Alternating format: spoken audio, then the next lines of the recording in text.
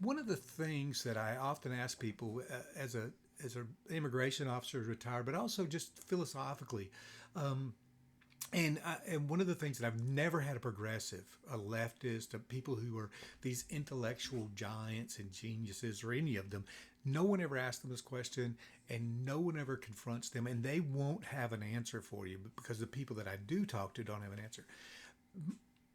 When someone puts forward a new idea like immigration reform, by the way, the left and the progressives, immigration reform is absolutely open borders. Even the Gang of Four and the policy that they wanted to create it a few years ago when I was still working for immigration was just an open door policy. The only people who were going to be punished under that system were immigration officers. Most people don't know that. Most people never read that law. And the only consequence within the change in the laws that they were going to put forward was fines on immigration officers. $10,000 fine. And oftentimes what that means is it's a $10,000 fine if you catch an immigrant doing something wrong and you try to confront them or get them on it. They'll punish you. It's the old CSS Newman, LULAC, Life Act, all of that stuff was if you try to hold the fraud against the immigrants for what they'd done, they would fine the officer 10 grand, and you could go to jail, get fired. There's a lot of stuff. But so my question for the progressives is, what are the consequences for your actions of allowing so many people that you don't even vet? You can't vet these people. They're not vetted. It's a myth.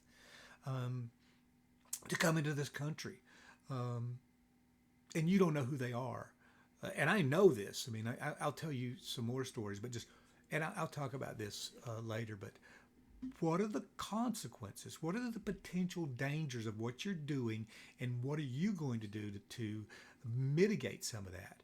And don't give me the Noam Chomsky idea, because Noam Chomsky thinks that everything, he can't do any wrong. I've seen his interviews, and I used to be a big follower of his, believe it or not, but he doesn't think you can go too far on the left. You can't. I mean, he said that clearly, that he just doesn't think you could ever go too far on your leftist uh, notions of how things work, and if you have to kill a bunch of people to do it, and he would say that outright because he's very good. But the key is, what are the consequences? Nowhere ever confronts anyone like Chomsky on the consequences of his actions, or any other progressive, and they wouldn't have an answer for you even if you did. But you should. That's the first question you should ask them.